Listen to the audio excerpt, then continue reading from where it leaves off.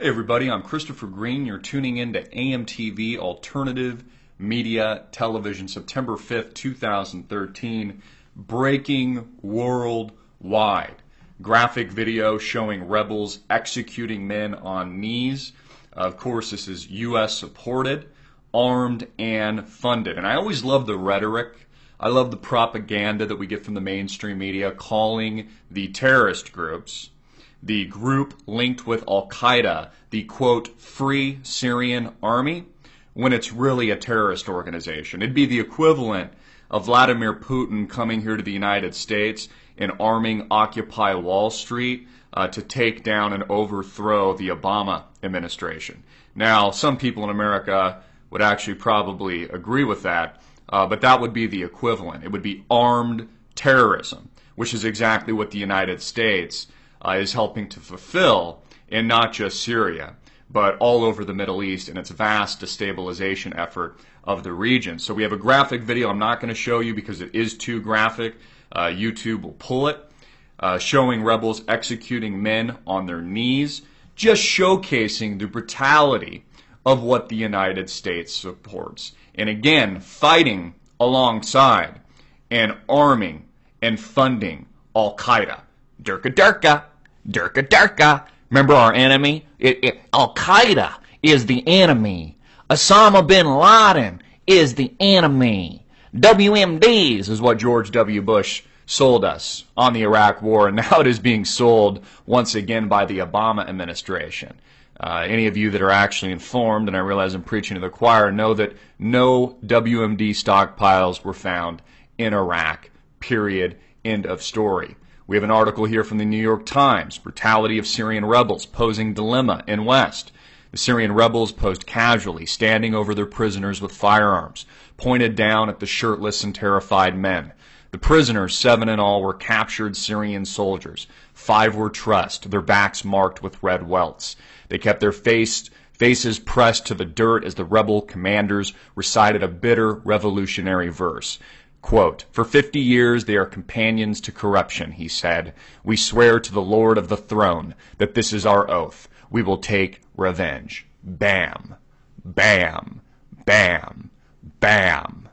That is what the Free Syrian Army is all about. Murder and revenge. And a good portion of the Syrian Free Army are extremists, the same extremists that the United States demonizes to us on a daily basis.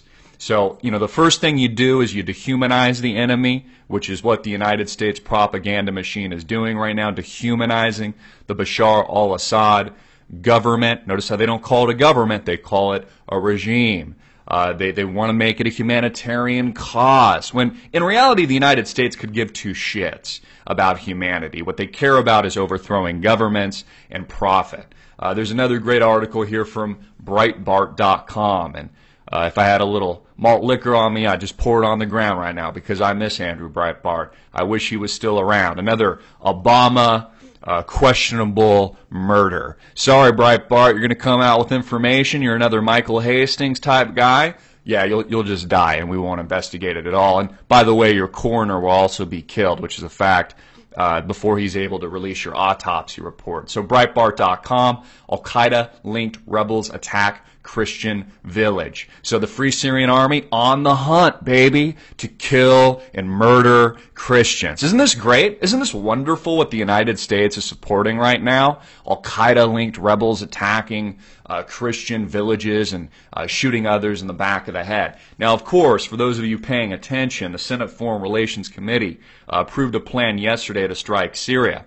This does not mean that it has been approved by Congress yet. This is being debated in Congress. I've argued that the President, Barack Obama, already has Congress in his back pocket. Otherwise, he'd be setting up the United States for a gigantic fall and a political blunder on his part, which may or may not be the case. Here we have, will Congress support military action in Syria? A Think Progress whip count. As member of Congress, consider President Obama's request to authorize military force in Syria. Following evidence, blah, blah, blah. The vote comes down, says just 49 of the 398 members of the House said they will definitely or likely vote in favor of the revolution. 151 are undecided. So the majority undecided, a good portion saying likely to vote no, and this is all debated in Washington. This is the news. We'll keep you updated as there's any more developments. Here another report. This is from the Washington Times. Senate crafted Syria resolution riddled with loopholes for Obama. For those of you paying attention and reading between the lines, this intervention in Syria will open the door for a ground invasion in Syria. And there's a very good argument that the United States would need some 75,000 in that range ground troops to actually achieve the objective, whatever that is, that they're selling to us on bullshit and false pretenses. So this very likely could be another Iraq, even though they're saying it's not. But in my opinion, will be far, far worse, because this will open up a wound in the region. It will start a larger regional war with global superpowers such as Russia, China, and Iran, warning not just of catastrophic consequences, but willing to act on them. You have the United States, economically insolvent, politically weak, as Putin discusses very well and articulately, with really not even having the support of the United Kingdom, David Cameron, the will of the people, entering a war when this part of the world hates us and has really just coalesced and formed a coalition over the past decade or so as we've invaded country after country like a domino effect